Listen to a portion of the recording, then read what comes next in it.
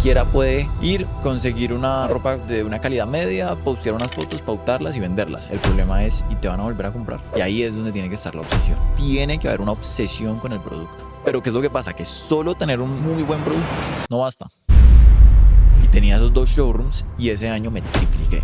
Ya, esto es un trabajo de verdad. Arrancó el 2020 y yo tenía un Excel con los 40 showrooms que iba a abrir en cada esquina del país. Con la pandemia dije, uy, espere. A las 2 semanas estábamos vendiendo prácticamente 0. Marzo fue terrible. Abril fue 10 veces peor. Llegó junio, Día del Padre, y las personas necesitaban regalos. Y empezamos a vender como locos. Y se nos agotó todo. Y de un momento al otro se desprendió una parte del techo. ¡Pum! Y se empezó a inundar todo. Las cajas de producto flotando. El e-commerce en serio es una fórmula. Y nosotros logramos entender muy bien esa fórmula. Y yo creo que si yo fuera a empezar hoy, me enfocaría muchísimo más en el contenido orgánico que en la pauta. Y te voy a hablar de herramientas prácticas que me han servido mucho. O sea, lo más importante que uno tiene que cuidar, pues precisamente es esa relación con el cliente. Cómo se construye, cómo se genera confianza. La relación que uno tiene con una marca no es nada distinto a la relación que uno tiene con una persona. Y yo creo que este negocio siempre se ha tratado de lo mismo y siempre se va a tratar de lo mismo. Y es tener un buen producto, contar buenas historias atadas a ese producto y prestar un excelente servicio.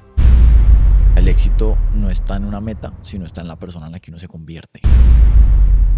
¿Sabías que el 73% de quienes disfrutan de nuestro contenido no están suscritos a nuestro canal de YouTube ni nos siguen en Spotify o Apple Podcasts? Si te gusta lo que hacemos y quieres ayudarnos a seguir trayéndote el mejor contenido cada semana, suscribirte o seguirnos es una manera rápida y gratuita de apoyarnos. Gracias por tu apoyo, significa mucho para nosotros.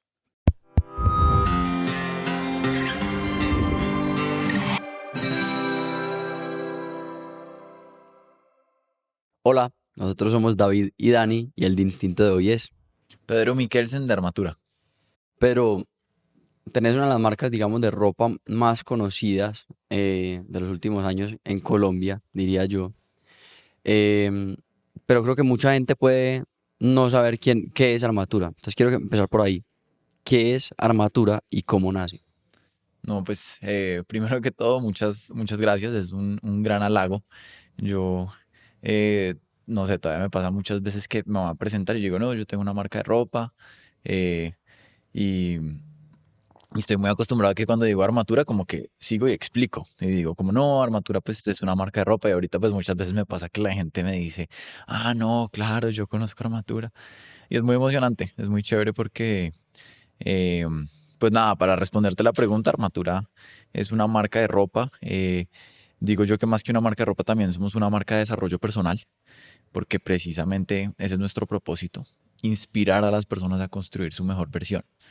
Eh, Somos una marca digitalmente nativa que nació, este año cumplimos 10 años, hace 10 años. Me parece muy bacano porque en estos días me preguntaban, David, ¿vos por qué crees que la gente le va mal emprendiendo? Y yo creo que una de las cosas, pues hay miles de factores y de variables que hacen que eso suceda, pero una de las razones más importantes para mí es que nacen con lo hacen con el propósito equivocado.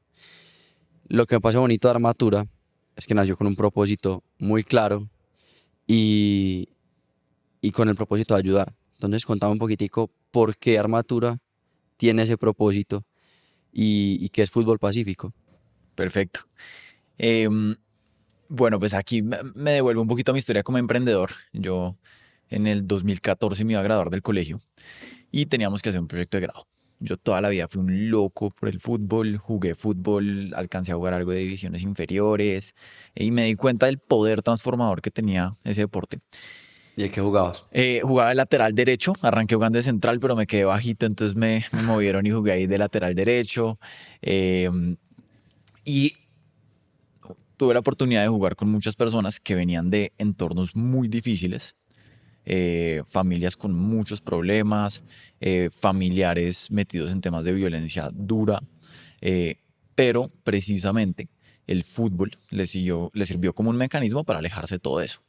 Y yo dije, venga, yo quiero que mi proyecto de grado del colegio sea precisamente crear una escuela de fútbol, que el propósito sea ese, sea cambiar un sitio que necesite un cambio drástico. Y pues yo en ese entonces tenía 18 y 19 años y con mucha ingenuidad, afortunadamente, empecé a buscar sitios, con mayores índices de pobreza en Colombia, sitios con mayores índices de violencia en Colombia, sitios con el menor índice de graduados del colegio en Colombia, con datos. Y todo me arrojaba Tumaco, Tumaco, Tumaco. Entonces yo, el PowerPoint aguanta todo, sencillo, dije, voy a crear una escuela de fútbol en Tumaco, Nariño. Arranqué con el PowerPoint y como buen emprendedor me obsesioné. Entonces era yo a las 2 de la mañana investigando de qué futbolistas habían salido de Tumaco y dónde queda Tumaco, cómo era todo. Y hice todo el proyecto. Es curioso porque en el proyecto no me fue bien. Me pusieron un 3 de 5 porque me dijeron que era muy irrealista. Hay que ir a ese colegio a decir, Y senté a mis papás y les dije, me voy a ir a Tumaco, Nariño, a crear una escuela de fútbol. Y me dijeron, Pedro, estás loco, no se puede.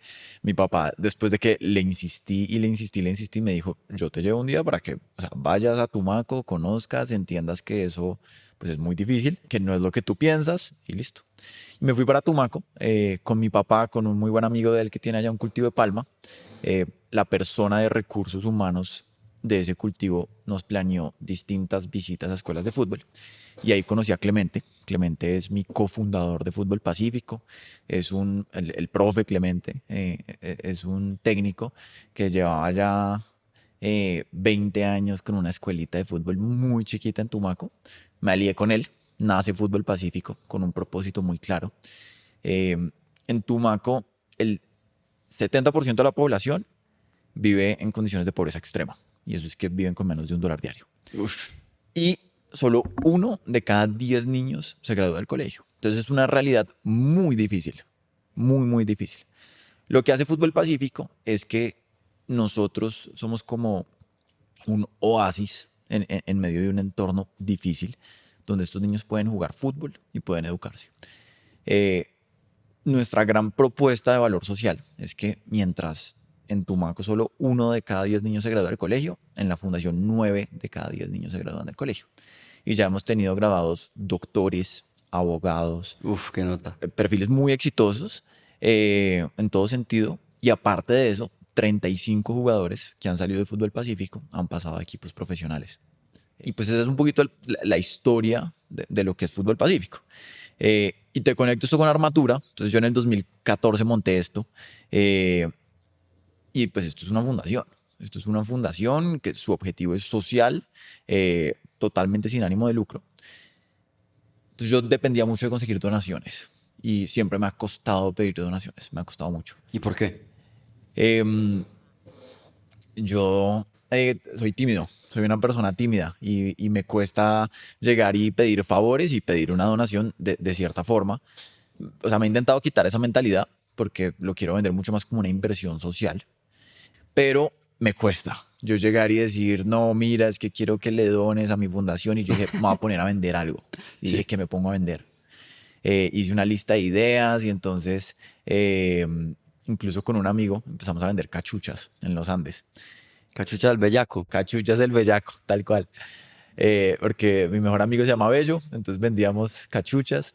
Y yo dije, no, el negocio de mi vida, y pues, o sea, no puede ser Cachuchas del Bellaco. Y fuera eso el nombre no era el mejor nombre, la verdad. Sí, sí, sí. Y yo siempre fui un consumidor frustrado de ropa. Yo iba a Polo, iba a Brooks Brothers y como toda esa estética preppy me gustaba mucho, pero sentía que era muy papá. Y yo decía, me quiero vestir así, pero me quiero vestir un poquito más moderno y que sea un poquito más asequible porque me parecía carísimo. Y ahí empecé un poquito con esa idea. Empecé también a investigar y a ver como todo el auge de las marcas direct to consumer y digitalmente nativas en Estados Unidos, en Inglaterra. Empecé a conocer marcas como Gymshark, como Kith. Y yo dije, oiga, siento que en Colombia esto podría funcionar. Crear una especie como de marca preppy moderna, muy enfocada en desarrollo personal, digitalmente nativa. Y pues así empecé. Y empecé en la terraza de mi casa. Creo que fuimos una de las primeras páginas de Shopify en Colombia porque estábamos montados en el 2015 en Shopify. Yo empecé a pautar en ese entonces y la pauta era una locura porque uno le metía 5,000 pesos diarios y no me paraba de sonar el celular de personas pidiendo quiero comprar, comprando. empezamos desde el primer momento con un muy buen producto. O sea, yo tuve la idea 2015 y duré un año haciendo muestras. Muestras y muestras y muestras y muestras y muestras y nada me gustaba.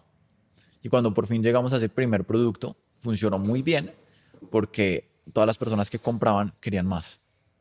Eh, O sea, valió la pena ese año invertido en muestras. 100%. Y además hay algo muy importante en el e-commerce, en general en cualquier negocio en la vida, pero en el e-commerce sí que funciona y es la mejor publicidad es el voz a voz.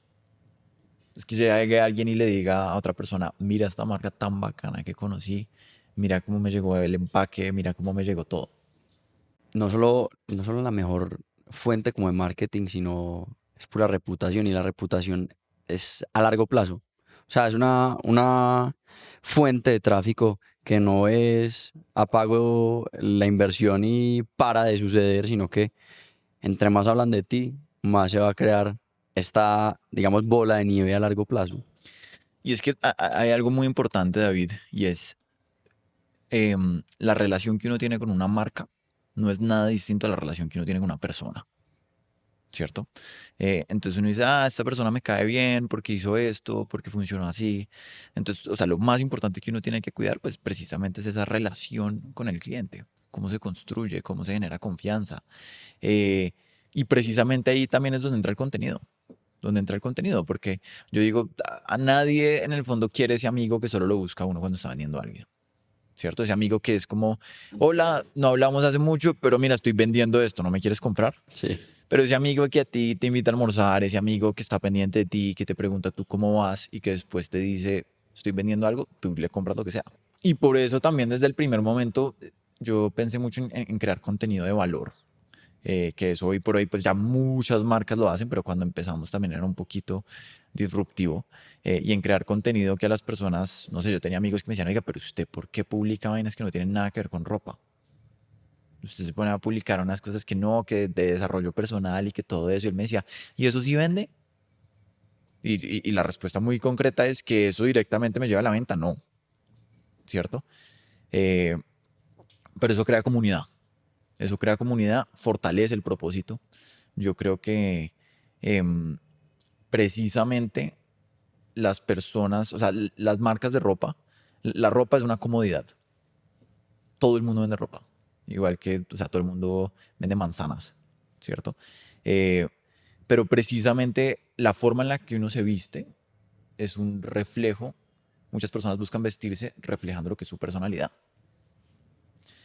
Y en Armatura queremos que las personas que se visten con la marca precisamente sea un reflejo de que esa es una persona que en su vida pone el desarrollo personal como centro de todo.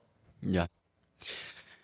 Quiero devolverme un poquito, porque es muy, es un patrón muy común que en Estados Unidos pase algo, después pase en Latinoamérica y te fuiste a revisar qué había pasado allá.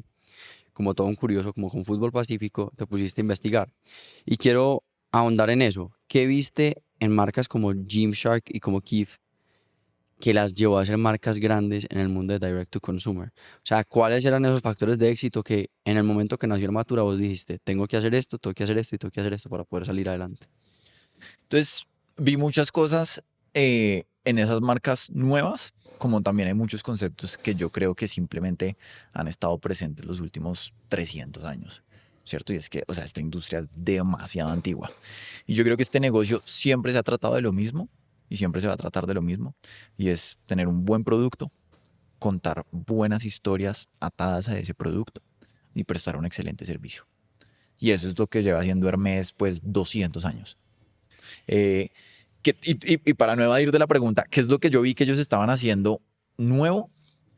Y es, eso lo estaban ligando a dos factores fundamentales, el contenido y la construcción de comunidad. Entonces, Gymshark es una marca que tiene casi 7 millones de seguidores, sin tener una sola tienda. Kith, que si no los si no conocen Kith, de verdad que es, o sea, un espectáculo de marca. Uno ve los videos que hace Kith y son películas. Literalmente están produciendo películas. Y ahí es donde yo creo que es una de las tendencias más importantes que se dan en esta industria. Y es que yo creo que todas las marcas se van a volver productoras de contenido. Como hoy uno se mete y uno dice, ay, venga, yo miro a ver qué están dando en RCN y Caracol. Yo creo que el día de mañana la gente va a decir, ay, venga, yo miro a ver qué están dando en Armatura. ¿Y cómo ha ido cambiando el contenido desde el día que empezaste hasta hoy? O sea, ¿qué es lo que ha funcionado Primero, a lo largo de los años? primero, como buen emprendedor, todo mi contenido de antes me da una pena, porque yo miro eso y yo digo, eso era horrible, a mí cómo se me ocurría publicar eso. Y yo creo, pues también es chévere, y por ejemplo, ahorita que abrimos una tienda, en la tienda pusimos pusimos una pared con toda la historia de Armatura, con las primeras fotos tomadas con mi celular, así que, eh, pero yo creo que como ha ido cambiando ese contenido es que también nos hemos focalizado. También hemos tenido discusiones internas muy claras de por qué hacemos lo que hacemos, ¿cierto?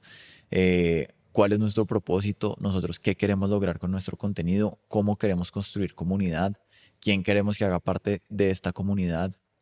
Entonces se han ido focalizando mucho.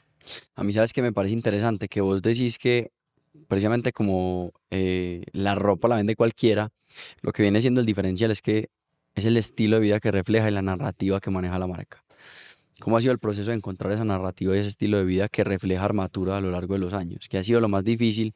Y digamos, ¿cuáles han sido las características importantes que vos has notado que te han llevado a identificar qué es lo que querés representar con el contenido de tu marca?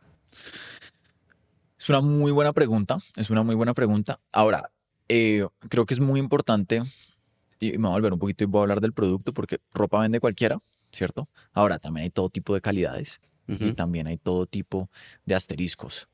Entonces, o sea, lo primero y lo más importante es, en esta industria, si uno no tiene un buen producto y no es obsesivo con el producto, no le va a ir bien, le va a ir mal.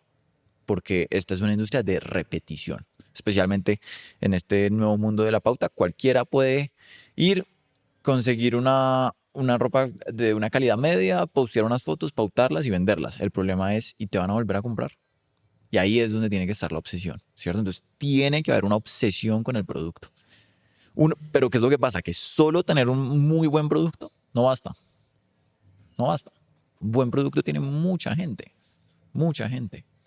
Y yo ahorita puedo ir a la fábrica que le hace cosas a Louis Vuitton, a Gucci, y les puedo decir, quiero que me lo hagan, pero con el logo de Armatura. Y ahí es donde entra una pregunta muy importante, y es qué es lo que representa el logo de Armatura. Y es algo que hemos pensado mucho y que le hemos trabajado mucho. Y aquí también me devuelvo un poquito a mi historia. En el 2020, en pandemia, Armatura tuvo un boom impresionante. Nos cuadruplicamos. Y ahí me tocó tomar una decisión muy difícil. Yo en ese entonces era el CEO de Armatura y de Fútbol Pacífico. Y casi que te puedo decir que le trabajaba más a Fútbol Pacífico que a Armatura. Pero a medida que empecé a contratar más personas, yo arranqué el 2020 con 4 personas y terminé el 2020, creo que éramos casi 20 personas. Uf. Y entonces yo decía, bueno, espere que es que aquí ya tengo una nómina importante, aquí ya tengo una responsabilidad importante. Entonces tomé la decisión de contratar un gerente para Fútbol Pacífico y de que yo iba a ser el gerente de Armatura y Fútbol Pacífico iba a tener un gerente. Yo quedé como presidente de la Junta Directiva de Fútbol Pacífico.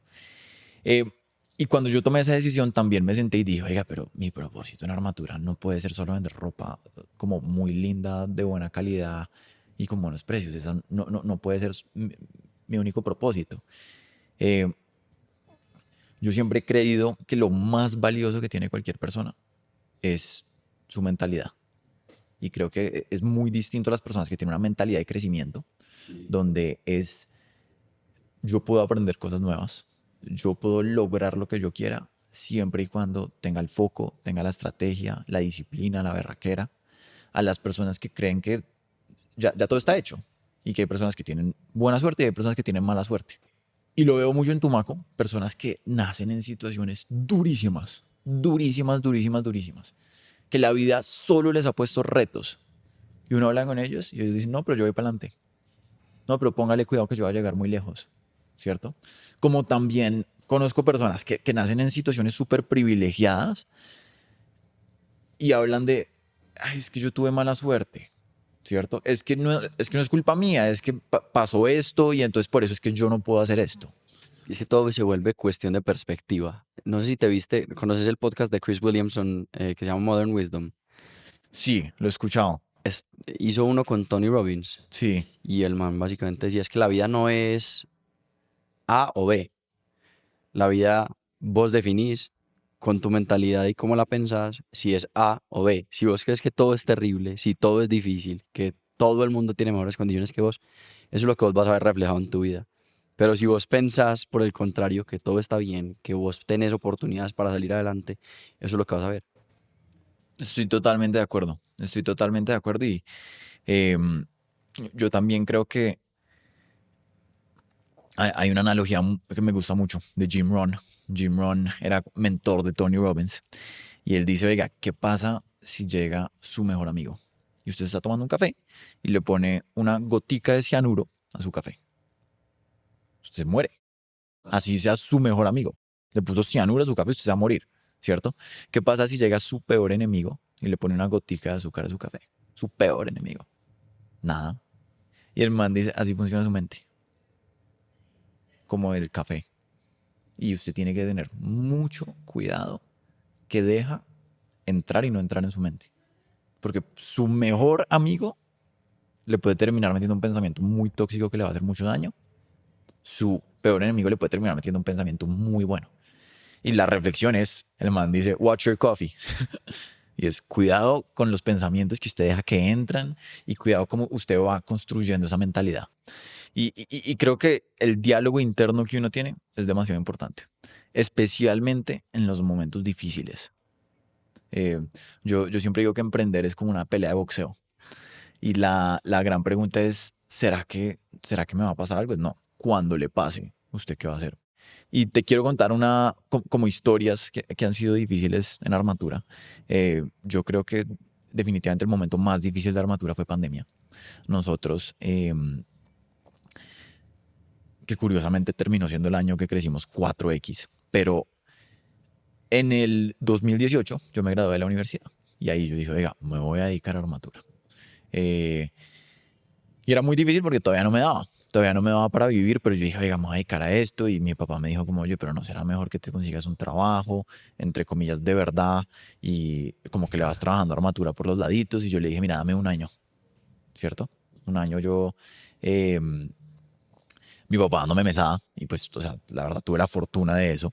Y le dije, si en un año yo no logro que esto sea un trabajo de verdad, eh, me consigo, me voy a trabajar en un banco.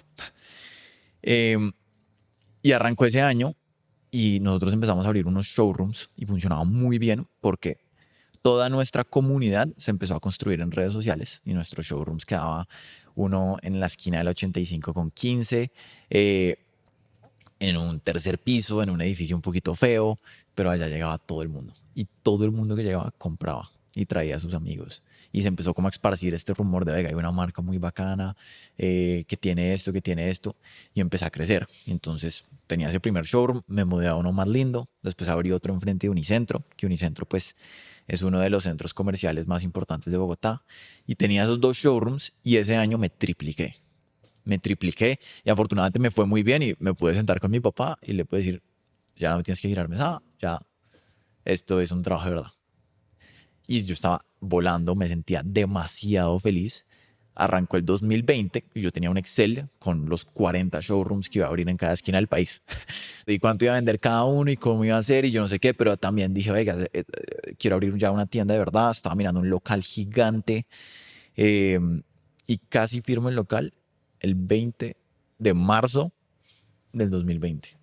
Obviamente con la pandemia dije, uy, espere que esto no es, porque si tú te acuerdas cuando arrancó la pandemia, era uno diciendo como, no, pero eso es algo por allá en la China, no, eso aquí no llega. Y cuando esto llegó y cuando se empezó a poner así de denso, yo dije, pucha, no puedo abrir este local y ¿será que me va a tocar cerrar mis dos showrooms? A las 2 semanas estábamos vendiendo prácticamente cero. Uf.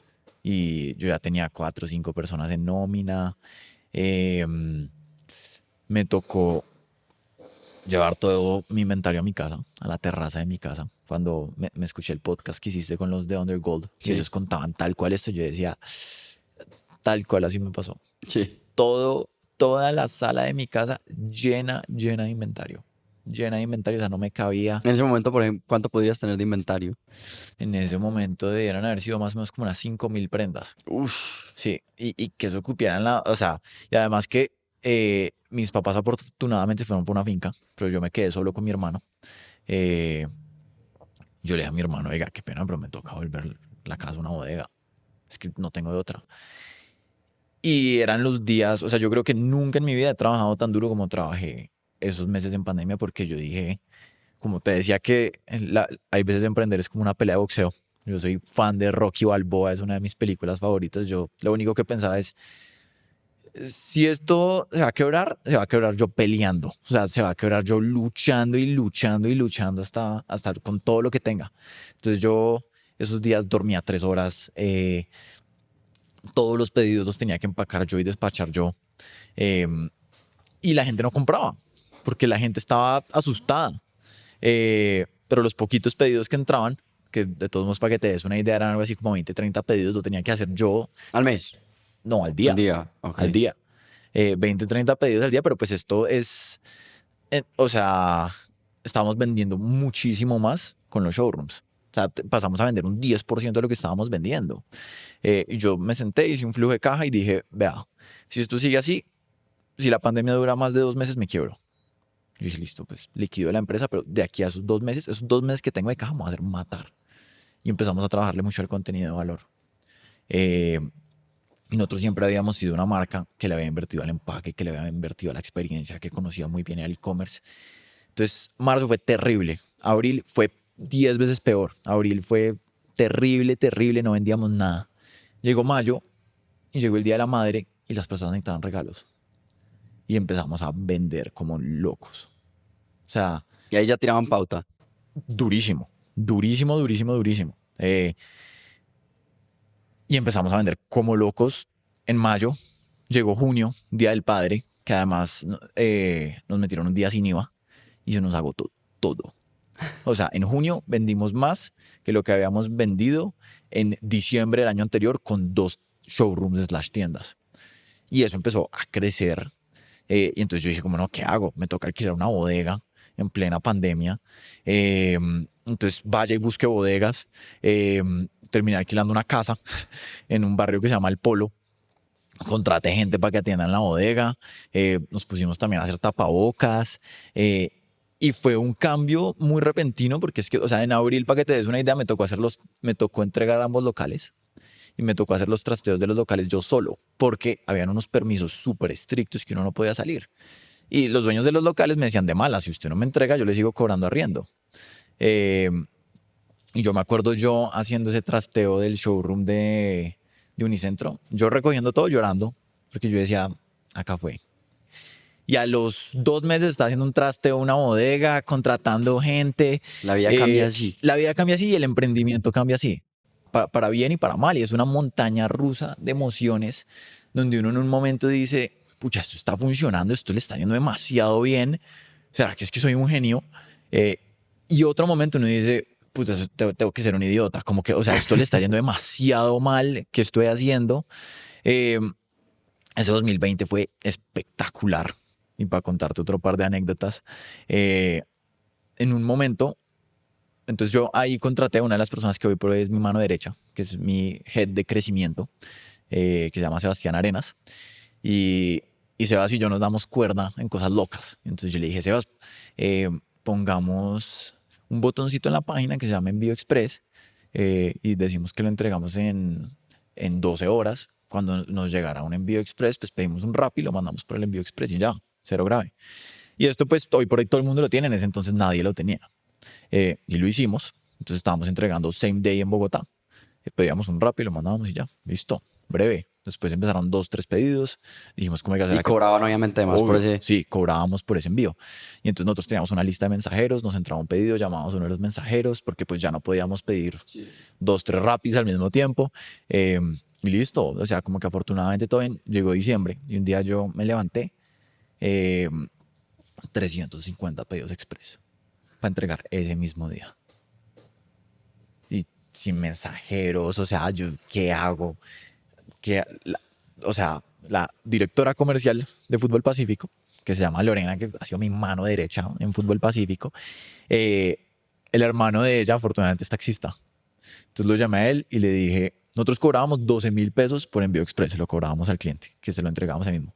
Llamé al hermano y le dije, dígale a todos sus amigos que 20.000 pesos por pedido entregado de armatura.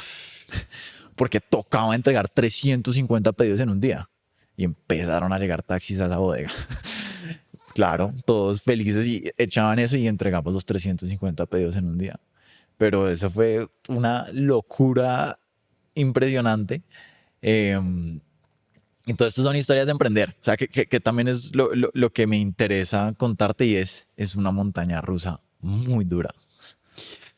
Y en ese tema de mentalidad, de emprender, del boxeo, de todo eso, ¿cómo eso fue influyendo el tema de la narrativa que ibas contando con la marca? Fue influyendo mucho en el sentido de que, y en esto sí me enfoco cada vez más, y es, yo quiero que el mensaje que Armatura le transmita a las personas es, mire, si usted pone el desarrollo personal en el centro de su vida, si usted se enfoca todos los días en usted ser un poquito mejor, si usted se enfoca en tener buenos hábitos, en usted sentarse y pensar, oiga, espere, yo cuál quiero que sea la mejor versión de Pedro, y qué es lo que a mí me está parando en serio hacia construir esa mejor versión. Eso lo va a hacer usted tener las conversaciones más importantes con usted mismo y lo va a acercar precisamente todos los días a usted construir su mejor versión. Y lo más chévere, David, es que yo creo que es cuando uno es más feliz. Uno es más feliz cuando uno dice, oiga, es que yo de verdad veo que estoy mejorando. Total. Que le estoy trabando a esto, que yo antes decía, no, yo nunca en la vida haría eso, ¿cierto?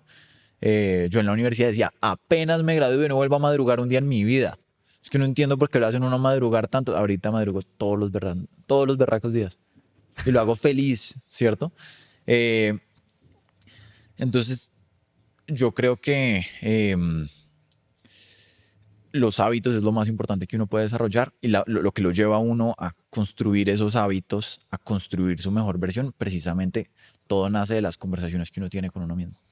Y en un mundo donde las tendencias cambian tan rápido, ¿cómo haces para que a medida que van cambiando las tendencias y Armatura tiene que ir ajustándose un poco a esas tendencias, no cambie esa narrativa? O sea, que siga ese mismo mensaje en el centro. Es una pregunta muy importante, especialmente en el negocio de la moda, porque en el negocio de la moda hay distintos tipos de marcas, pero hay marcas que son muy orientadas a la tendencia. ¿Cuál es la tendencia? ¿Cuál es la tendencia? Y quién coge la tendencia más rápido y quién explota la tendencia más rápido. Yo desde el primer momento dije, no, Armatura va a ser una marca clásico, moderna, pero ese moderno no va a ser ligado a tendencia, va a ser ligado a un concepto minimalista. Entonces yo tengo una presentación de estética de Armatura, todas las prendas de Armatura tienen que ser clásicas, pero también tener un detalle minimalista. Y eso mismo también lo hemos ido aplicando al contenido y a la marca. Y es, nosotros no podemos hacer algo simplemente porque está en tendencia. Entonces hay muchas cosas que es como, no, la tendencia es hacer esto en Instagram. Muchas veces no lo hacemos, muchas veces no nos montamos. O muchas veces como, no, pero eso ya está quemado. Lo vamos a hacer porque es lo que está alineado con la marca.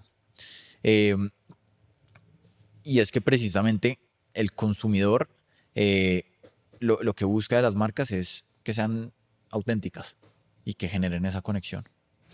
A mí me parece muy interesante porque no es suficiente tener una narrativa ni este estilo de vida que vos querés comunicar, sino tenés que saber dónde comunicarlo y cómo comunicarlo. Y me parece bacano el caso de Armatura porque Armatura no solamente lo comunica en una sola red social, sino que está en muchos lados. Tenés podcast, tenés en YouTube videos, tenés Instagram. ¿Para qué sirve cada una de esas plataformas hoy para tu negocio? O sea, ¿por qué es importante Instagram? ¿Por qué es importante YouTube? Todos esos canales que tenés, ¿cómo nutren la marca y cómo te ayudan a comunicar el mensaje y por qué son diferentes? Yo creo que todos esos canales de difusión, y es que, o sea, uno como lo tiene que pensar, también es como las marcas nos vamos a volver productores de contenido. Entonces uno como marca crea contenido y distribuye contenido, ¿cierto? Yo estoy obsesionado y una de mis compañías favoritas en el mundo, por no decir que la más, es Disney. Porque, o sea, es una marca que ha durado 100 años, que crea el mejor contenido del mundo y lo logra distribuir, o sea, en todos lados. Entonces nosotros lo pensamos así, es, oiga, vamos a crear contenido y lo vamos a distribuir en distintas plataformas. Y hay contenido que es específico para ciertas plataformas. Entonces, el podcast. Cuando fui a lanzar el podcast también es como, hey, todo el mundo tiene un podcast que seguramente a ti te lo dijeron, no, eso no va a funcionar, y usted qué, yo no sé qué. Yo decía, mire, la única forma, de las preguntas más importantes que yo me hago es, ¿qué hacemos para que todo ese discurso de construye tu mejor versión no sea carreta? Y el podcast es fundamental. Y hemos tenido unos invitados y unas entrevistas y unos capítulos que de verdad que a ti te debe pasar todo el tiempo, pero no sé, yo estoy en la tienda y se me acercan personas y me dicen, oiga, es que usted entrevistó a Roberto Moreno y a mí esa entrevista me cambió la vida.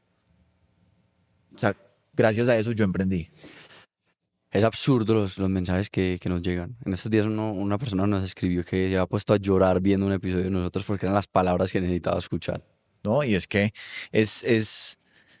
o sea, los podcasts tienen algo muy lindo y es que precisamente le permiten a uno participar en conversaciones que de otras formas uno no podría participar. Yo dije, Armatura tiene que estar ahí. Ah, que está trillado, que todo el mundo tiene... No me importa. Armatura tiene que estar ahí. Y también para mí es una fuente de inspiración y de desarrollo personal gigantesco. No hay nada como tener una buena conversación. Exacto. Me parece muy interesante la combinación orgánico y pago. Y creo que en Armatura lo han sabido hacer muy bien. ¿Por qué crees que Armatura ha sido exitoso pautando y qué saben ustedes que otras marcas no? Lo primero que tengo que decir, y creo que no es una respuesta tan chévere, es también tuvimos mucha suerte. Tuvimos mucha suerte porque nosotros empezamos en una época en la que nadie pautaba. Yo en el 2015 me soñaba montando una tienda física, pero no tenía la plata. No tenía la plata. Y entonces yo dije, vamos a montar una página, pero ¿quién va a comprar un suéter en una página? Pensaba yo. Y empecé a metérmele, y empecé a investigar, y empecé a pautar. Y es muy chistoso porque yo me compré un celular de servicio al cliente que está en la tienda, está marcado. Y era un celular chiquitico, pues más barato, era el que me alcanzaba. Y el teclado era tan chiquito y mis dedos tan gordos que yo no podía escribir porque se me pichaban como 3 teclas a la vez. Entonces yo solo contestaba con notas de voz en ese celular y yo puse ese celular ahí. Si tienes alguna duda, llama. Y llegaba un mensaje y yo feliz, hola, ¿cómo estás? No, mira, claro que sí. Y después no paraba de sonar ese celular. Y me tocaba, yo estudiaba en los Andes administración, entonces yo duraba con ese celular todo el día apagado. Salía yo a los huecos, luego prendía y contestaba servicio al cliente. Pam, pam, pam, pam, pam, pam, todos los mensajes. Y para volver un poquito al tema de la pauta es, en ese momento nadie lo hacía y eso empezó a explotar. Y como empezó a explotar, nosotros podíamos invertir cada vez más. Y eso también nos permitió tener un entendimiento de cómo funcionaba un e-commerce, de cuáles son las métricas más importantes para un e-commerce. Entonces nosotros estábamos hablando de CAC, cuánto me cuesta adquirir un cliente, de lifetime value, cuánto dura ese cliente, cuál es el ciclo de vida de ese cliente, cuánto le deja a la empresa. Y el e-commerce en serio es una fórmula. Es una fórmula y nosotros logramos entender muy bien esa fórmula y le logramos meter mucho. Ahora, esa fórmula cambió completamente. Y yo creo que si yo fuera a empezar hoy, me enfocaría muchísimo más en el contenido orgánico que en la pauta. No te creo. La clave no está en la pauta. Y es que el algoritmo es demasiado inteligente. Y el algoritmo de pauta tiene un trabajo y es que tú gastes. Ese es el trabajo que tiene el algoritmo de la pauta, que tú gastes. Entre más tú inviertas, mejor para ellos. Entonces uno también tiene que ser muy inteligente y muy medido sabiendo leer qué es eso. Entonces, por ejemplo, y aquí me meto un poquito en la parte técnica, nosotros tenemos una herramienta que se llama Triple Whale. Y Triple Whale lo que hace es que dice, hey, a ti Facebook te dice que este anuncio te está generando este retorno, en serio es este. Ush. ¿Cierto? ¿Y por qué te dan retornos diferentes Facebook? Es un y tema de atribución. Entonces, ¿qué es lo que pasa en el e-commerce? Y es, como se vende Triple Whale, es source of truth, la fuente de la verdad. También hay varios distintos, pero pues básicamente lo que te dice es, hey, Facebook te dice que te está generando este tráfico y estas ventas. Es difícil tú entender cómo te llega una venta, porque hagamos de cuenta que alguien vio un anuncio de Armatura, ¿cierto? Estaba caminando en la calle, vio el anuncio de Armatura, le gustó, hizo clic, se metió a la página, vio eso, guardó el celular, nunca lo compró. A los 2 meses, esa persona se acuerda del anuncio, vuelve y se mete a la página de Armatura y compró.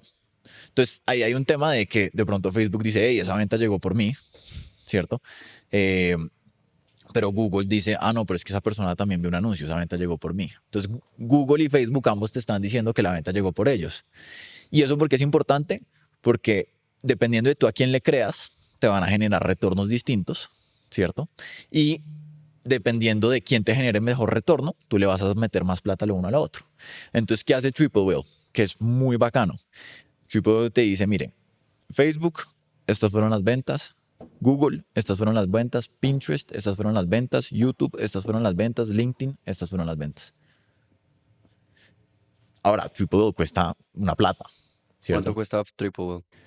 Son $500 mensuales. También, pues, o sea, tienes que tener personas que lo sepan manejar y que funcione bien. Pero precisamente, ¿qué es lo que pasa? Y es el recurso más escaso que existe hoy en día es la atención de las personas. Y es el recurso por el que todos vamos a competir. Por eso el contenido es tan importante. Si uno crea un contenido orgánico espectacular, ejemplo, Matelsa, que son unos tesos, tú vas a tener la atención de las personas, ¿cierto? Si tú creas un contenido terrible, pero te gastas un montón de plata en pauta, también vas a tener la atención de las personas, pero te va a costar mucho más. Y no vas a construir comunidad, ¿cierto? Entonces, si yo volviera a empezar hoy, me enfocaría 100% en mi contenido orgánico. ¿Yo qué hago para que las personas no puedan esperar el próximo post de mi marca? Pero si el secreto no es la pauta, ¿qué otras partes de la fórmula de e-commerce, además del contenido orgánico, hay que tener en cuenta para poder tener una marca exitosa? La más importante es la experiencia. Y aquí es donde, pucha, consejo cero sexy, ¿cierto? Consejo que sea así, obvio. Pero es el voz a voz. Es que mira, yo te puedo mostrar a ti 500 anuncios, David. 500. Te puedo reventar, te puedo mandar correos, todo. Eso no es ni el 5% de poderoso que llegue tu mejor amigo y te diga, hey, parce, vea esta marca que conocí, me encantó, y vea el producto. Que tú en tu amigo confías, en los anuncios tú no confías, ¿cierto? Pero es que es un trabajo a largo plazo. El tema del voz a voz y la reputación. Es un trabajo a largo plazo, pero es un trabajo que se construye todos los días. Y por eso a mí me duele tanto cuando nos llega un mensaje de una mala experiencia, de un mal servicio, y llegan. Y es más, como que yo personalmente pido que me los manden a mí. Muchas veces los contesto yo. Muchas veces también me pasa algo que es como casi que hasta medio morbo, y es yo me meto a Twitter, a X, y yo busco la palabra armatura y miro a ver qué dicen. Y hay veces leo personas como, hice mi pedido y no me ha llegado. Y yo les escribo desde mi DM personal y les digo como, qué pena, ya te solucionamos, miro a ver cómo soluciono. Porque inevitablemente esas cosas pasan cuando uno crece, especialmente cuando uno tiene crecimientos tan acelerados. Pero la experiencia es todo. La experiencia es todo. Me parece muy interesante porque la experiencia y el servicio son las formas más fáciles de enamorar a un cliente. Sapos, a mí me encanta la historia de ellos. En el momento que hay una falla, ese es el momento que dicen, tengo que ir a conquistar a ese cliente. Para vos, ¿qué hace una buena experiencia, un servicio? Mejor dicho, ¿cómo construir una buena experiencia y un buen servicio para enamorar a los clientes? Pues primero, y lo más importante es, todavía hay mucho que tenemos que mejorar en Armatura. Y yo soy obsesivo y eso me quita el sueño. Y quiero arrancar respondiendo a esta pregunta, sí, porque siento que sería hipócrita yo decir, no, es que en Armatura tenemos absolutamente el mejor servicio, y es no, todavía hay muchas cosas que tenemos que mejorar. Y sí, hemos logrado hacer cosas muy, muy bien, ¿cierto? Y hemos logrado hacer cosas muy diferenciadas. Nuestra propuesta de cambios y devoluciones es hasta 365 días después de la compra. Y eso nos cuesta mucha plata. Y hay personas que abusan de eso, claramente. Pero también hay muchas personas que son muy buenos clientes y que para ellos sentir esa garantía de, oiga, fresco, que si algo sale mal Armatura me responde, ahí está la clave. Y yo creo que el servicio también es un tema de cultura y es un tema de valores, como lo dice en el libro de Sapos. Yo creo que eso ya está inventado y es, si uno tiene una buena cultura empresarial, eso se va a reflejar en el servicio de la empresa. Y cuando vos hablas de experiencia, ¿hablas solamente de experiencia del cliente cuando está recibiendo el pedido o también cuando lo está comprando, por ejemplo, en la página web? De todo. Entonces, lo que uno tiene que hacer es que uno tiene que construir un customer journey. Entonces, el cliente está metido en Instagram. ¿Qué es un Customer Journey? El customer journey es el viaje del cliente Ya. y uno lo tiene que pensar así. Entonces, eh, el cliente está metido en redes sociales y le salió la pauta de tu marca y nunca la había visto. Ahí ya empezó la experiencia, ¿cierto? Si tu pauta es horrible o si tu pauta es divina y tiene ciertos elementos, como que ahí ya empezó la experiencia. Pero entonces vos tenés que tener un viaje del cliente por cada uno de los canales por los que le llegas al cliente. Sí. Ya. Eh, y pues ahí hay otra pregunta muy importante, que ahorita si quieres podemos hablar de eso, pero me parece que uno también tiene que entender cuál es el propósito de la marca en cada red social y también entender que la marca no tiene que estar en todas las redes sociales. Ya. Eh, Ahorita nos acordamos de esa que es importante. y entonces arranca pues el viaje del cliente, ¿cierto? El cliente hace clic en la pauta, de pronto se mete a tu página, entonces cómo se siente y cómo se ve tu página, ¿cierto? ¿Cuál es el look and feel de la página que te inspira? Entonces, por ejemplo, tú ves la página de Amazon y la página de Amazon no está diseñada para ser linda. Está diseñada para ser lo más sencilla y concreta posible. Funcional. Cero linda. Por ejemplo, en la armatura sí nos enfocamos mucho en que sea linda. ¿Y en cómo que- saber si uno tiene que ponerla linda o no? O de eso depende también de los valores de la marca y de lo que quiere reflejar. De la propuesta de valor. ¿Cuál es la propuesta de valor de Amazon? Vea, barato, rápido y sencillo. La propuesta de valor de armatura tiene mucho que ver con nuestra estética. Y nosotros tenemos que hacer cosas que las personas las vean y digan, esto es muy lindo. Me parece importante volver un poco a lo que decías, el tema del propósito en cada una de las redes sociales.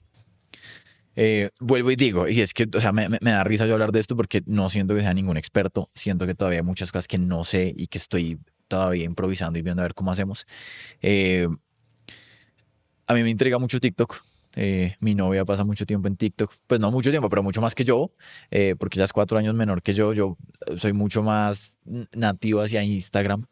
Y ella me dice, como es que tienes que estar más en TikTok, es que TikTok tiene esto, tiene comunidad, tiene esto. Y yo veo muchas marcas que han crecido gigantesco en TikTok. Y yo digo, oiga, tenemos que encontrar la forma, pero todavía no estamos ahí. Y no nos podemos meter ahí simplemente por estar. Por ejemplo, LinkedIn. Nosotros todos los domingos, David, a las 5:30 de la tarde, publicamos algo que se llama el Sunday Value. Entonces, un domingo a las 5:30 de la tarde es esa hora dura que uno está pensando en todo lo que tiene que hacer en la semana, que uno está diciendo, pucha, va a pasar esto, yo no sé qué. Y yo me senté con mi equipo y dije, Armatura tiene que estar ahí para nuestra comunidad en ese Sunday Blues. La Armatura tiene que ser la marca que está ahí, que lo acompaña. Y lo que vamos a hacer es que todos los domingos a las 5:30 vamos a crear un post de contenido de valor con una idea muy inspiracional para que las personas arranquen la semana de la mejor forma. Eso, por ejemplo, lo publicamos en LinkedIn y la rompe. ¿Qué tal te funcionaba estar en LinkedIn? Me parece como una red social poco convencional para una marca de ropa. Nos funciona súper bien. Pero también por el perfil de nuestro cliente, por el perfil de nuestra comunidad, nos funciona súper bien.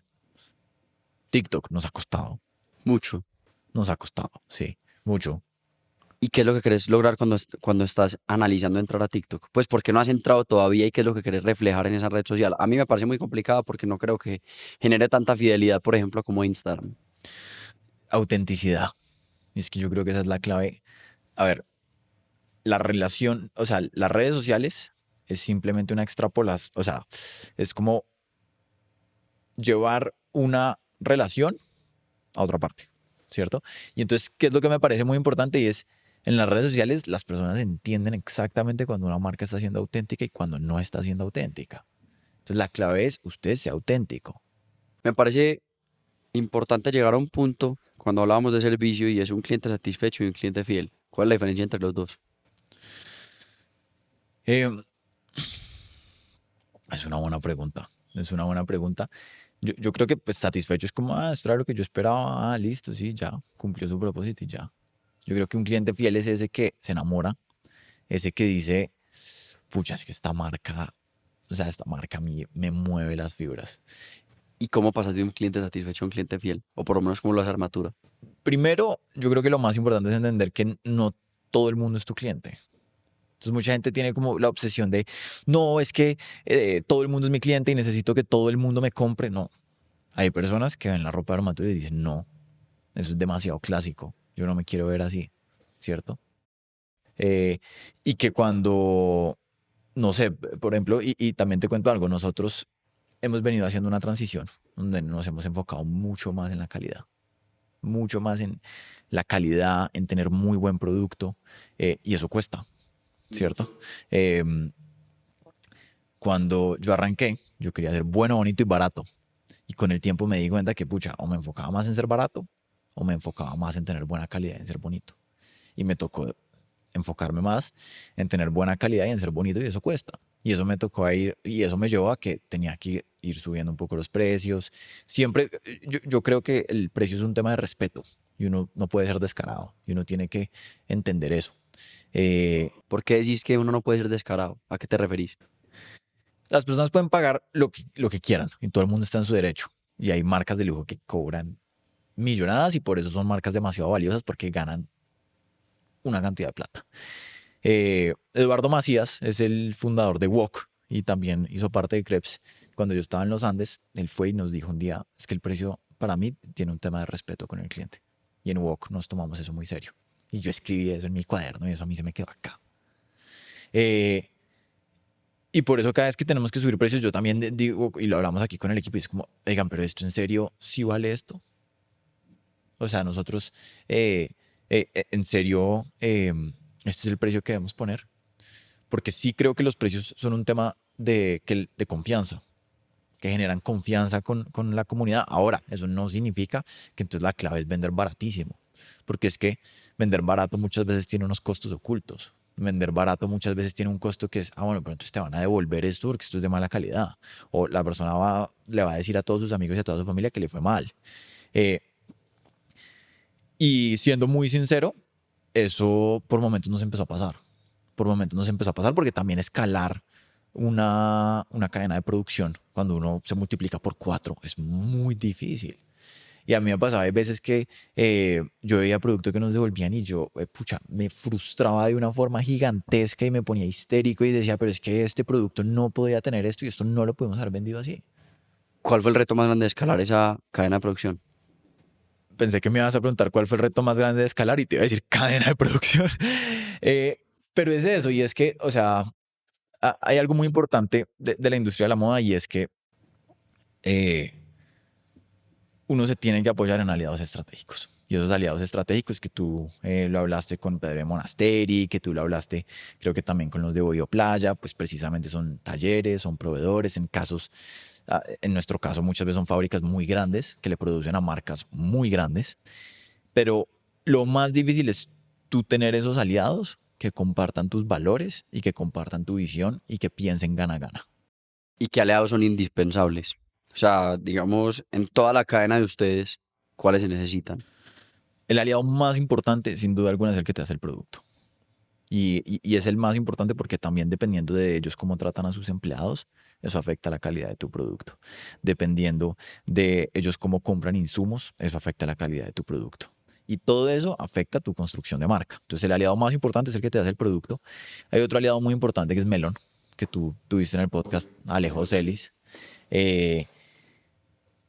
Melon comparado con muchos otros 3PLs no es el más barato, ¿cierto?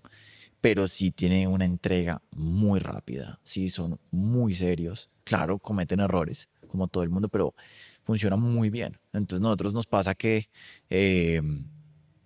mira, nosotros en la última semana de Black Friday tuvimos un día que tuvimos 11.000 pedidos en un día. Y eso, pues, o sea, te imaginas yo con taxis y 11.000 pedidos No, en la bodega, en el imposible. polo, eso ya requiere de... ¿Todavía tienes esa casa? No, no, no, Ya, no. yo sí no. decía. No, y la historia de cómo entregamos esa casa es muy chistosa y ya te la voy a contar porque ahí entra Melon y la importancia de un aliado como Melon. Pero si tú no tienes un aliado logístico muy fuerte y escalas un e-commerce, eso va a ser una pesadilla. Y entonces te cuento, por ejemplo, qué pasó en ese diciembre del 2020. Sebas, que te decía que era que es mi Head of Growth y es una de mis manos derechas, yo lo llamé un 20 de diciembre y le dije, Sebas, apaga la página. No nos puede entrar un solo pedido más. No tenemos la capacidad de enviarlos. Así tuviéramos el inventario, así tuviéramos, le dije, apaga la página, apaga la pauta, apaga todo, no nos puede entrar un solo pedido más. Sí nos pasó ahorita en la tienda este diciembre, que me tocó cerrar 3 días la tienda porque ya no teníamos nada. Pero me devuelvo un poquito y te quiero contar la historia de cómo llegamos nosotros a Melon. Y estábamos en la casa en el Polo. Y esa casa tenía una que otra gotera. Y empiezan las goteras tan. Y cuando llovía, hijo de pucha, yo estaba asustado. Hay veces que a las 2 de la mañana yo escuchaba que llovía y yo decía, ay, hijo de pucha, que no se vaya a inundar la bodega, por favor. Bueno, y llegó un día, afortunadamente fue como a las 10 de la mañana. Y cayó un aguacero en Bogotá. Y se empieza a filtrar el agua por todos lados. Uno de los poquitos videos que creo que se nos volvió viral en TikTok fue que lo grabamos y lo subimos a TikTok. Esa inundada tan berraca. Y de un momento al otro se desprendió una parte del techo. ¡Pum! Y se empezó a inundar todo. Todo. O sea, las cajas de producto flotando. Y nosotros habíamos empezado a hacer pruebas con Melon. Y yo les decía, no, todavía no les quiero entregar todo mi inventario. Quiero ir poco a poco, viendo a ver ustedes cómo lo hacen.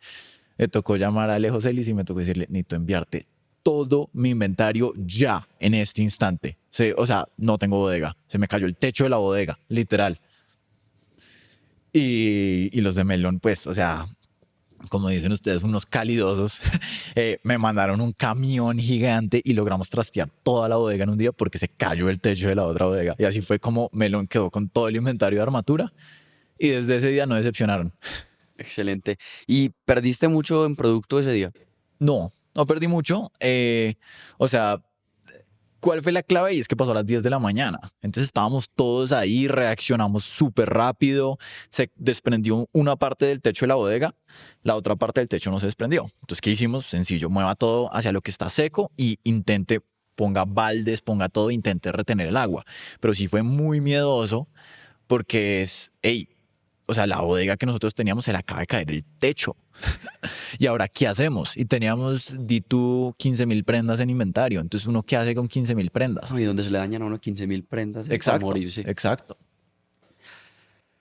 Quiero irme a una parte importante de la historia de Armatura y es la dificultad que tuvieron para entrar a México. Yo creo que muchas marcas pueden pensar, no, entrar a México es prender pauta en México y empezar a vender con el e-commerce en México. Pero la realidad es muy diferente. ¿Por qué fue tan difícil para Armatura empezar a vender en México? ¿Cuáles son esas lecciones importantes que salieron de la experiencia? Pues primero, David, me gusta mucho que hablemos de esto, porque es que yo creo que uno hay veces va a los podcasts o a las entrevistas y uno solo habla de los éxitos y entonces la gente dice, no, claro, es que, y escucha, me gusta mucho hablar de los fracasos. Creo que lo que nos ocurrió a nosotros en México fue un fracaso que nos dolió mucho y nos costó mucho. Nosotros en el 2021, 2020 fue excelente y 2021 fue una locura. 2021 ya con un equipo muy sólido, crecimos como locos y nos sentíamos intocables. Entonces con Sebas dijimos, venga, armemos 2 páginas, una en Estados Unidos, una en México, le metemos a cada una un presupuesto en pauta mensual y miramos a ver qué pasa. La de Estados Unidos nos entraron 2, 3 pedidos y la de México nos empezaron a entrar muchos pedidos, muchos. Y nosotros, oiga. ¿Cuántos les empezaron a entrar? ¿No te acordás? Pues, o sea, haz de cuenta, creo que nos entraron como 25 pedidos en una semana y en Estados Unidos entraron 2. Entonces nosotros dijimos, espere, venga, pagamos esto, montamos México bien y le metemos gasolina. Entonces en el 2022 yo me fui para México y fue muy chévere porque me fui para México como me fui para Tumaco, sin conocer a nadie. Entonces me monté yo en un avión, me senté en un Starbucks todo un día y dije, voy a contratar a alguien mexicano que me ayude a crecer esto en México. Y contraté a una niña que se llama Andrea, que es de las mejores empleadas que he tenido en mi vida. Demasiado buena, o sea, creativa, berraca, y ella nos ayudó a empezar a montar toda la operación en México y empezamos a vender bastante. Y me acuerdo mucho de algo que me había dicho un proveedor que me decía, pero es que el problema en México no es vender, el problema en México es usted ganar, porque entonces tú exportar a México es muy caro. Ya cuando la mercancía entra, cuando todo es muy costoso Y la pauta en México es venenosa, es demasiado cara. ¿Cómo funciona el sistema de pautas? Que es una subasta. Entonces, pues en Colombia hay empresas grandes que pautan, sí, cada vez más. Cuando yo empecé nadie pautaba y por eso era tan barato y por eso también eso permitió mucho el crecimiento de Armatura. Eh, pero en México que tú tienes un Procter Gamble, un Coca-Cola que se están gastando millones de dólares en pauta al día, tu presupuesto en pauta es muy difícil y es muy costoso. Y nosotros sacamos una métrica y eso, diga, ¿qué porcentaje de nuestros ingresos se nos van en pauta? Y en México eso era casi el 40%. Entonces no nos daba. No nos daba y fue muy difícil porque vendíamos mucho y a la gente le encantaba el producto. ¿Cuántos pedidos vendían?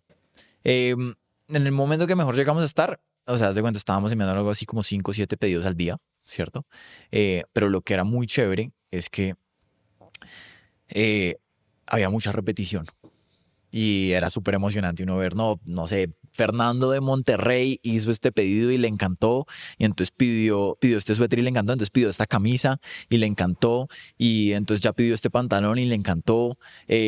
Y además que uno decía, oiga, este mercado es gigante, o sea, como que de verdad estamos logrando vender mucho, pero no estábamos ganando, porque la pauta era muy costosa, porque el envío era muy costoso. Yo me fui a Intermoda, que es como el Colombia Tex en Guadalajara, sin conocer, con Andrea, sin conocer a nadie allá, a buscar proveedores, todo. Y también fue muy difícil conseguir proveedores locales en México. Intentamos desarrollar proveedores en México para hacer el producto allá y no encontramos ninguno que tuviera nuestros estándares de calidad. Y yo hice 500 muestras, ninguno tenía nuestros estándares de calidad. Y yo dije, lo que nos está permitiendo que la gente compre más es que recibe el producto y le encanta. Si tenemos un producto de peor calidad, pues esa no es la forma y esos no son nuestros valores. Y entonces hablaba con muchas personas y me decían, no, pues impórtelo de China. Yo decía, pucha, yo todavía no sé hacer eso, todavía no estoy listo para eso, todo mi producto es colombiano.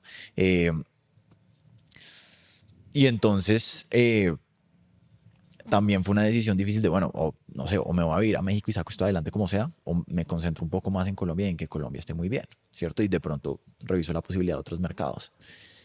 Al final nos fuimos por la segunda, porque también, y esto siendo muy sincero, en México estábamos perdiendo plata. Estábamos perdiendo plata, no nos daba. A pesar de que estábamos vendiendo mucho. Y yo dije, no, pues nosotros no somos Rappi, nosotros no podemos empezar a quemar plata y simplemente crecer. Entonces, ¿qué hicimos? Apagamos la pauta y todavía tenemos la página en México y todavía nos entran pedidos, pero nuestra estrategia en México tiene que ser crecer orgánico. ¿Y qué hacen diferente en México para crecer en redes sociales de manera orgánica? Siendo 100% sincero, en este momento no lo tenemos también montado. Y es una de las cosas que tenemos que mejorar y que tenemos que montar. Y en este momento lo que dijimos es, oiga, esperen, enfoquémonos en que la propuesta de valor en Colombia sea increíble y ya después escalamos. Yo creo que uno siempre tiene esta sed de empezar a conquistar más lugares. Si pudieras entrar a México de nuevo, ¿qué harías diferente? Es una muy buena pregunta. El canal físico en México funciona muy bien.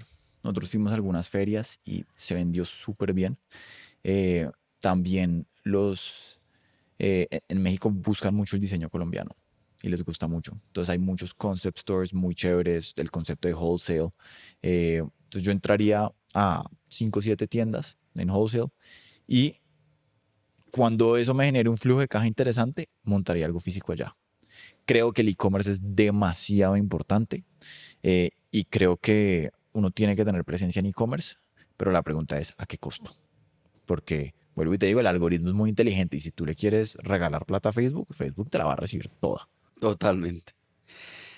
Quiero pasar a una parte muy importante, sobre todo por tu mentalidad y por la forma en la que crees y pensás el desarrollo personal.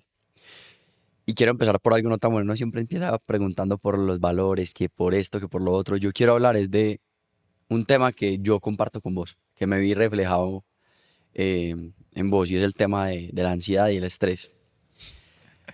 Yo soy muy ansioso también y también me estreso mucho. ¿Cómo ha sido tu camino para saber manejar la ansiedad y el estrés? En el camino del emprendimiento que ahorita hablábamos que puede cambiar de un día para otro y que pasan percances todo el tiempo. ¿Cómo has logrado manejar eso? nuevamente arranco diciendo que todavía no lo tengo manejado. Y todavía tú me sientas y tú me dices, Pedro, ¿cuáles son tus 3 oportunidades de mejora más importantes? La primera que te voy a decir es, soy muy ansioso y me estreso mucho. Y eso es difícil a medida que uno cada vez tiene más responsabilidad y a medida que hay más presión, ¿cierto? Porque empieza a haber cada vez más presión de, hey, estoy contratando más personas, son personas que tienen familia, son personas que tienen hijos, son personas que... Entonces, cuando yo estaba en mi terraza, yo decía, no, pues es que si no vendo, pues ¿qué va a pasar?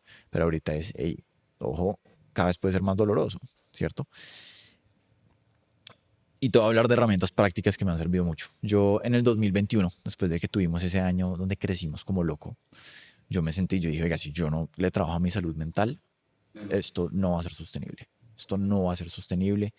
Y entonces me leí un libro que es de los mejores que me he leído en mi vida, que es Principles de Ray Dalio. Y él hablaba mucho de la meditación trascendental. Y yo dije, ese cuento de la meditación trascendental me lo voy a meter y lo voy a hacer. Muy, muy recomendado. Tomé un curso de meditación trascendental, que eso fue todo un curso, un día, una experiencia. Y empecé a meditar todos los días 20 minutos en la mañana. Eh, y empecé a estructurar muy bien mi rutina. Que esto ya casi que se ha vuelto un cliché, ¿cierto? De, ay, me levanto temprano, hago ejercicio, medito.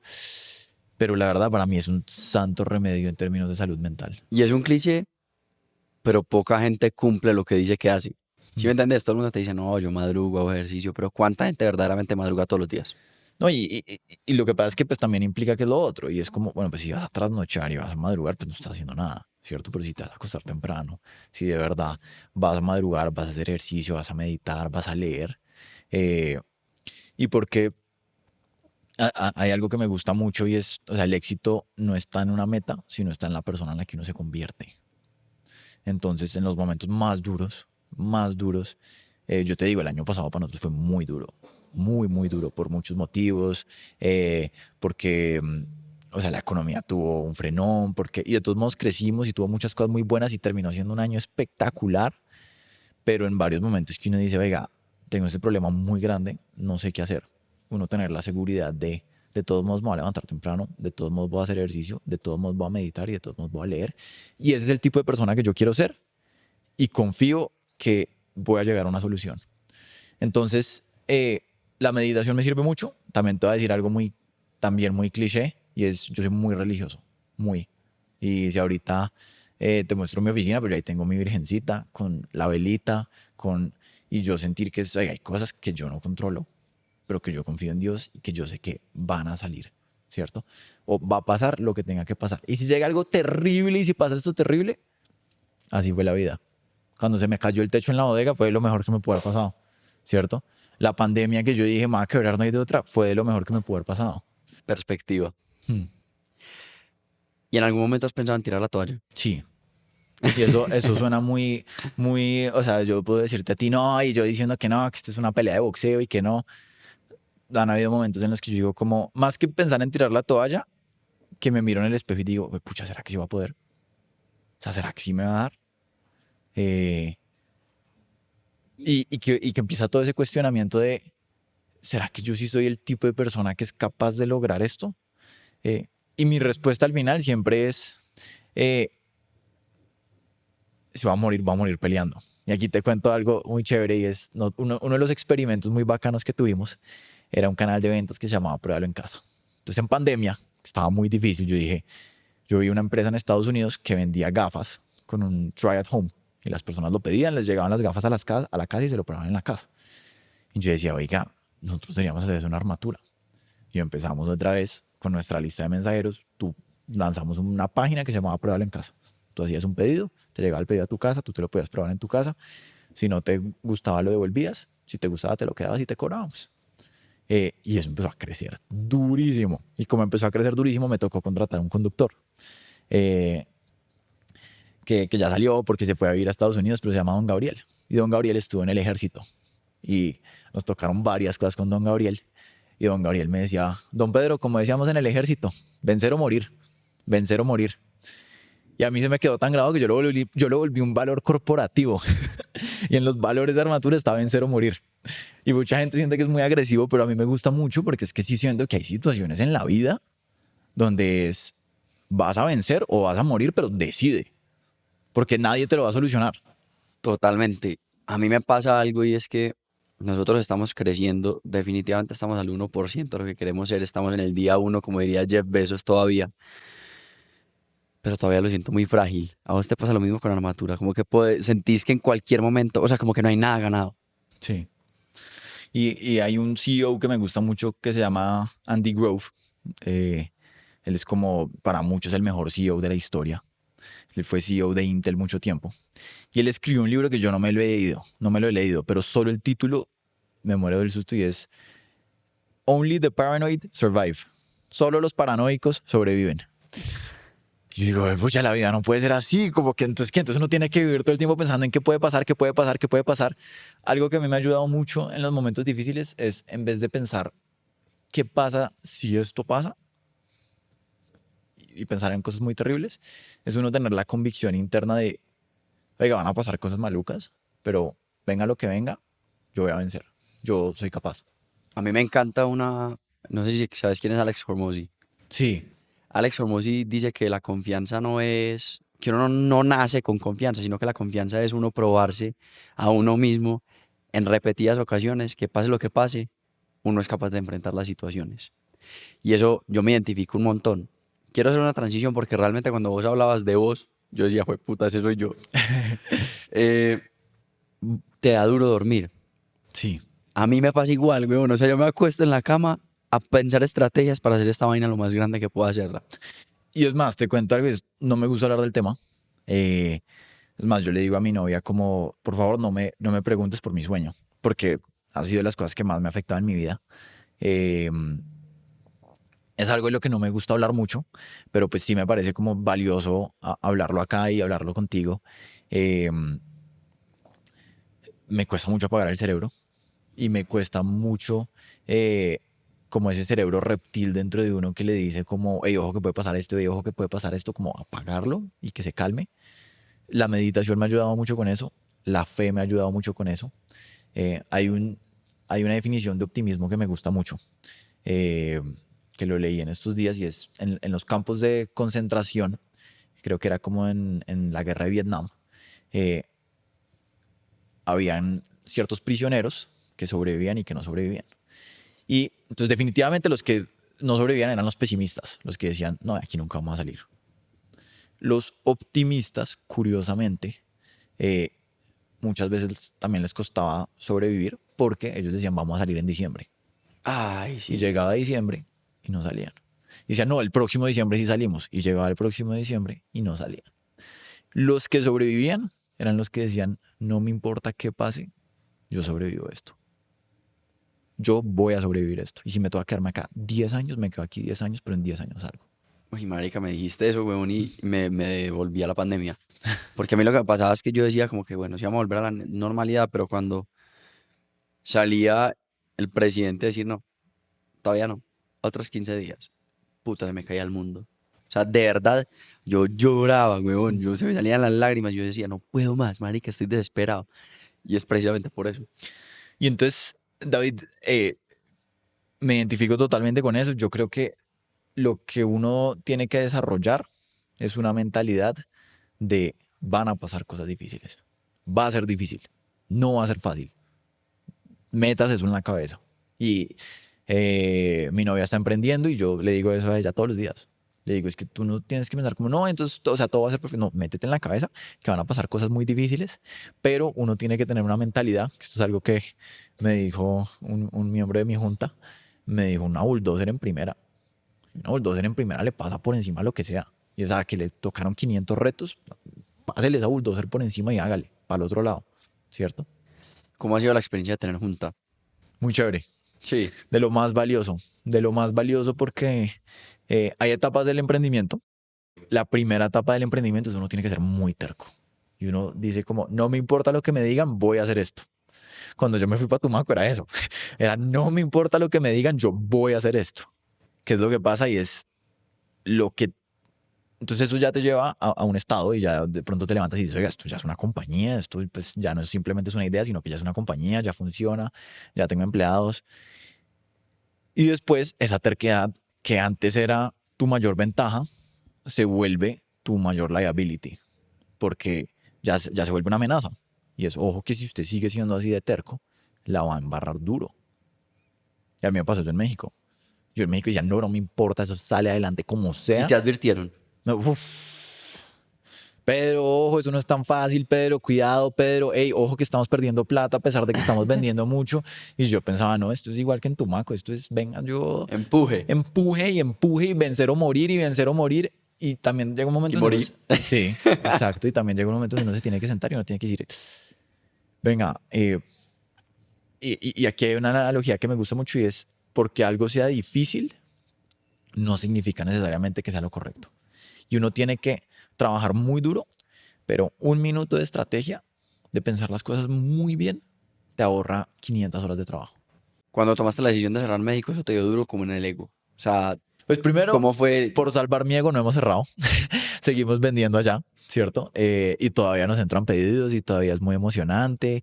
Pero ya sí es rentable, así sean poquitos Ya sí es pedidos. rentable. Entonces, o sea, fue un cambio de estrategia. ¿Qué es lo que pasa? Que ese cambio de estrategia implicó vender, creo que literalmente es como 30 veces menos, ¿cierto?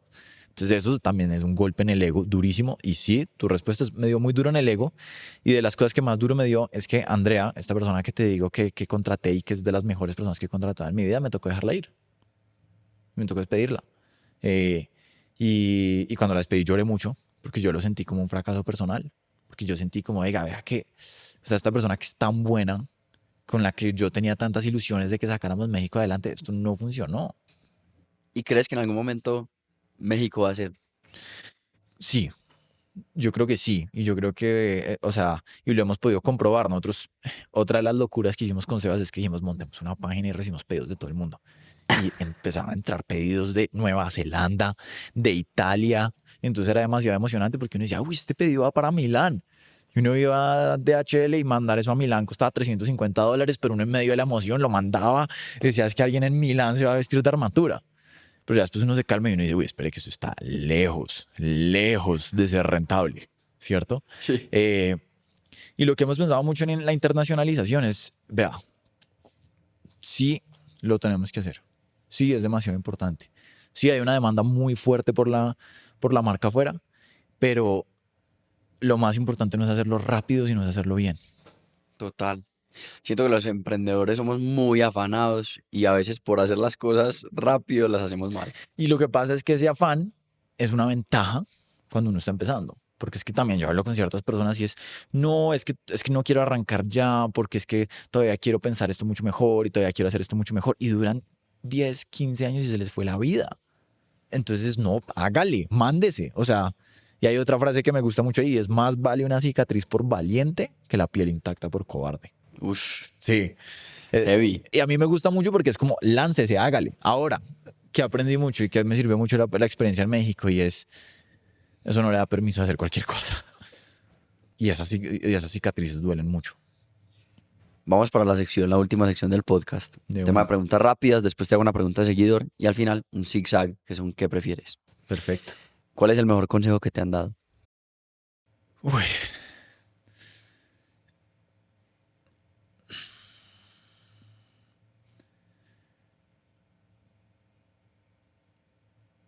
Es una muy buena pregunta. La persona que más me ha impactado en mi vida ha sido mi abuelo. Mi abuelo para mí fue un mentor, una persona increíble. Y cuando yo era chiquito, un día yo estaba llorando porque todos mis primos eran más altos, más grandes y más fuertes que yo. Y yo estaba antes llorando, pues pura pataleta. Mi abuelo me dijo, espere, Pedrito, vamos a ir a... Necesito que me acompañes a hacer una vuelta. Y me llevó a una tienda, quise a comprar una palmera. Y entonces salió la señora de la tienda y dijo, los ayudo a llevar la palmera. Y mi abuelo dijo, no, la lleva Pedro. Yo chiquito, la lleva Pedro. Y yo, écheme la palmera, no, hombre. Y montéla al carro y yo ya bravo con mi abuelo. Llegamos a la casa y salió una persona llorando y digo, ¿bajo la palmera? No, no, la baja Pedro. Y yo, écheme la palmera al hombre. Y yo ya bravo con mi abuelo, este man. Me trajo Sí. para cargar la palmera. Sí. Y después me dijo, vamos a ir a sembrarla. Pero, o sea, para darte contexto, yo tendría por ahí unos 6 años.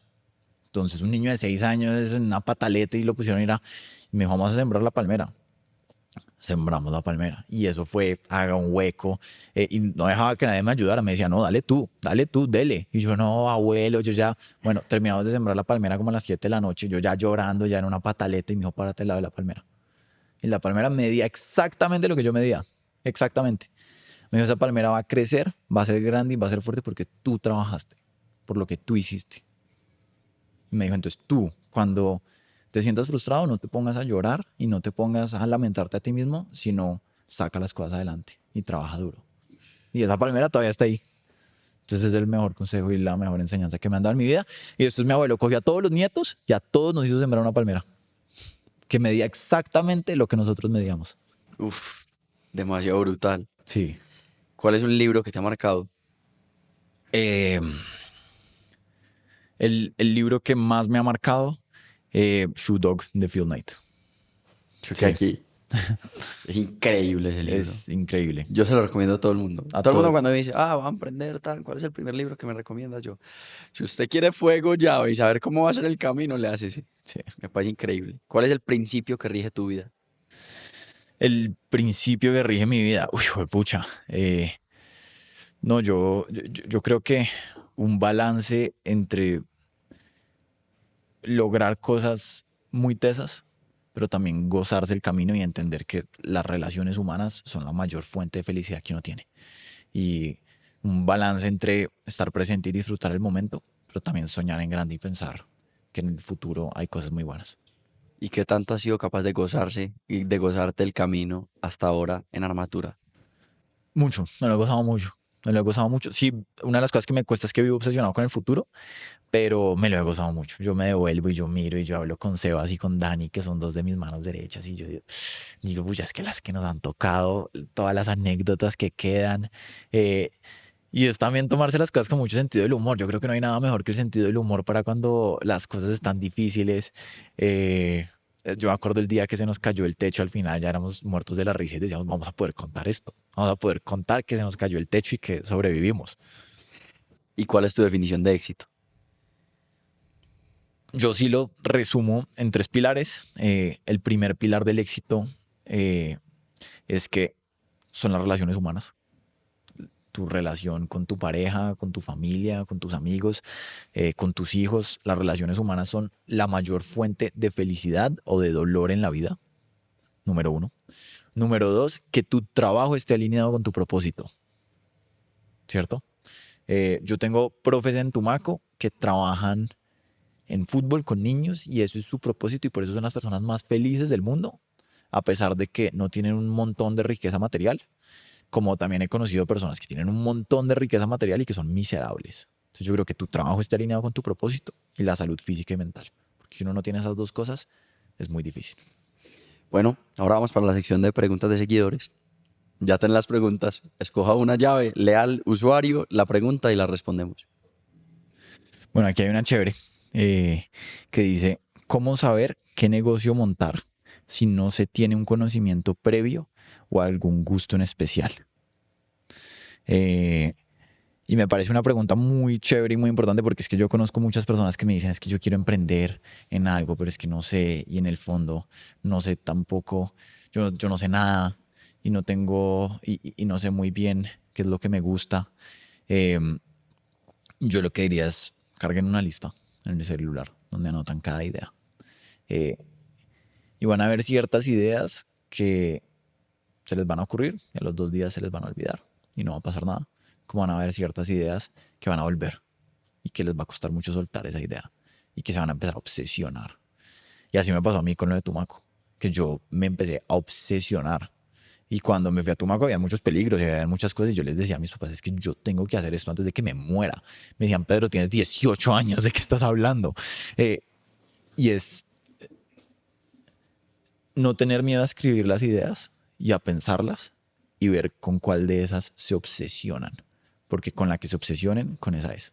¿Sabes qué me pasó a mí? Yo siempre quise empezar un negocio, siempre. Yo me acuerdo que yo cuando viajaba o cuando tenía un tiempo, yo tenía una libretica y empezaba a escribir las ideas de negocio. Ninguna de esas fue la que terminé haciendo. Terminé haciendo algo completamente diferente. Pero terminé haciendo, ¿qué es esto? Que es lo que más me obsesiona. por lo que yo me... O sea, yo le digo a Dani, es que yo estoy obsesionado con esto. No hay un momento en mi vida donde yo pare de pensar en cómo hacer esta vaina la cosa más grande de todo el mundo. Me parece imposible. Vamos por un qué prefieres, para el zigzag. Muy lindo eso que dices y muy chévere. Sí, no, es que... Y también lo digo por el propósito.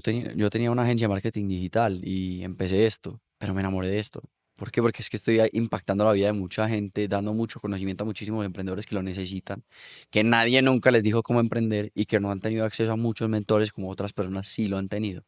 Y los mentores pueden ayudarte a que salga un negocio espectacular y la falta de ellos simplemente te hace que falles mucho más rápido. Total, Bueno, vamos para el zigzag ahora sí. de una. Esto o lo otro. ¿Listo? Invertir más en campañas de tráfico pagado que garanticen resultados inmediatos o en contenido orgánico que construya valor a largo plazo. Contenido orgánico 100%. Vos tenés un tema muy interesante en la empresa que es el NPS. Entonces, que el NPS es el Net Promoter Score, es cuánto recomendarías a una persona comprar o no tu marca. La más importante de toda la compañía. Lograr un NPS perfecto que te posicione como la marca más recomendada o aumentar significativamente tu LTV, aunque el NPS no sea tan alto. 500% de NPS. Expandir tu marca a través de socios locales que entiendan el mercado o liderar tú mismo la operación para mantener el control total.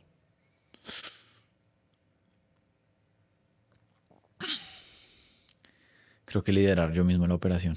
Que me cuesta, pero creo que sería esa. Adaptar tu marca completamente al mercado local durante una expansión o mantener tu propuesta original aunque implique más desafíos. 500% mantener la propuesta original. Y la última, invertir tiempo en construir relaciones personales sólidas o en alcanzar metas profesionales más ambiciosas. Relaciones personales sólidas. Buenísimo, Pedro, mil gracias por el espacio. La pasé muy bueno. Es la última entrevista por acá en Bogotá, entonces estamos contentos de haberla cerrado muy bien con vos. Me veo muy reflejado en vos. O sea, siento que sos una persona que comparte muchos principios y valores que yo tengo y que también tiene muchos problemas que yo también comparto, que eso me hace incluso conectar más con vos. Uno a veces cree que lo hace conectar con las personas es lo buena gente o lo que sea, pero para mí la vulnerabilidad es lo que uno dice como, uff, yo soy tan parecido a esta persona que lo hace conectar un montón. Entonces, mil gracias de verdad por el espacio. No, David, muchas gracias a ti. De verdad que felicitaciones. Yo pues te comenté que me había querido como alejar un poquito del tema de los podcasts, pero cuando tú me escribiste yo me he escuchado varios de los podcasts de Distinto. Siento que son distintos. Siento que en mí resonaron mucho, me construyeron mucho valor, me motivaron. em, entonces nada, de verdad invitar a toda tu comunidad a que te sigan y a que le cuenten a todo el mundo, porque yo sé que tú tienes una misión muy importante, y estoy seguro que lo vas a lograr. Estoy seguro que lo vas a lograr y qué bueno haber puesto mi granito de arena en esto. Mil gracias, Pedro. Pensemos en grande y cambiemos el mundo.